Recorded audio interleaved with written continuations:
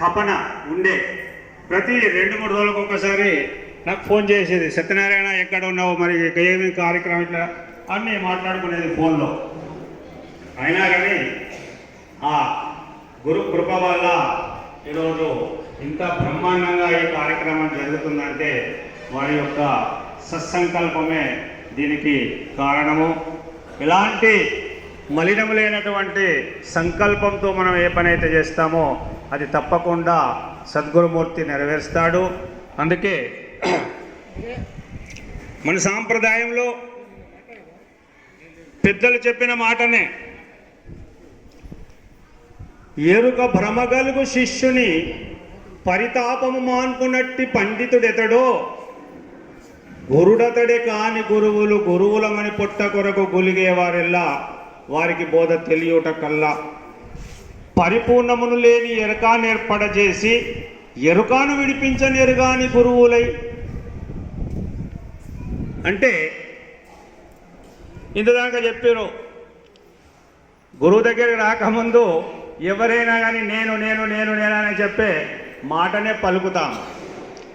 గురువు దగ్గరికి వచ్చినాక బోధను కర్మ సిద్ధాంతం, భక్తి సిద్ధాంతం, జ్ఞాన సిద్ధాంతం, వైరాగ్య సిద్ధాంతం క్రమబద్ధంగా తెలుసుకొని త్రికరణ శుద్ధిగా గురుసేవ చేసినట్లయితే ఈ నేననేటువంటి అహంకార పురుషుడు ఆటోమేటిక్గా నశించిపోతాడు. అందుకే భాగవత కృష్ణప్రభులు ఏమన్నాడు, గురుచరణ జలము గోదావరి అని గురుమూర్తి రామభద్రుండని తత్పురము భద్రాచలమని గురుమంత్రమే తారకమని గురి కలిగినట్టి తిరిగి రాని మరిగెరిగినట్టి నరుడున్న చోటే సుందర శేషగిరి భద్రగిరి రంగనాయకపురమని. ఎవడైతే గురుచరణ జలము గోదావరి అని చెప్పి పవిత్రమైన జలమని భావిస్తాడో వాడికి ఇందులో ఉన్నటువంటి ధర్మ మర్మాలు దొరుకుతాయి.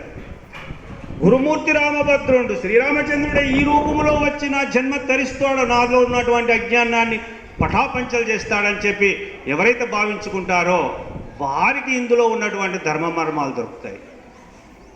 ఎవడు గురువును నరునిగా భావిస్తాడో అనుకున్న దీనిలో ఉన్నటువంటి భావాలు దొరకాయి. మన మనసే వక్ర మార్గంగా ఉన్నది కనుక మనకి వక్ర భాషనే అలవాటైతుంటుంది. అందుకే 4 శుశ్రూషణముల లోలత గావించుకొనుచు లోకాతీతం భాలోకించి గురునిచే ఈ లోకము జోలి విడు మింతే చాలన్నా నీతో కూడా ఇది మనం కీలు తెలియని చదువు చాలా చదివేందుకు.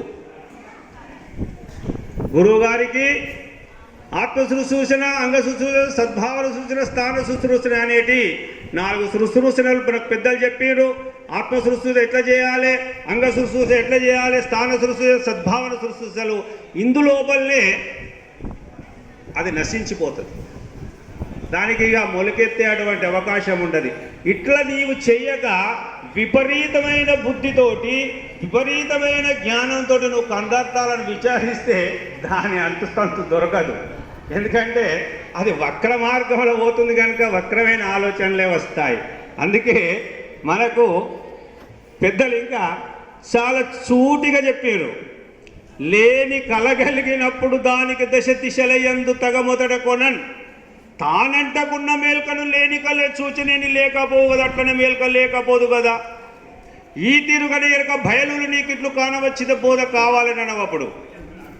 నిద్రపోయినప్పుడు కళ వచ్చింది,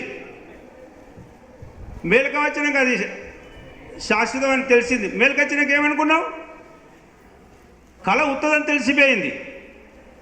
ఆ ప్రకారంగానే కళకు కింద మీద 10 దిక్కుల ఎక్కడన్నా మేలుక అంటుకొని ఉన్నదా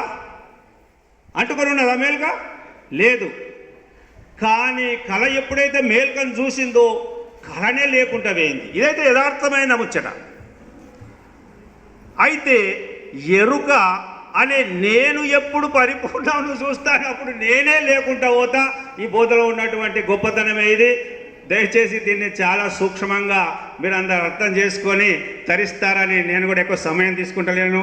అందుకే జై బోలో సద్గురు ప్రభు మహారాజ్ కీ జై.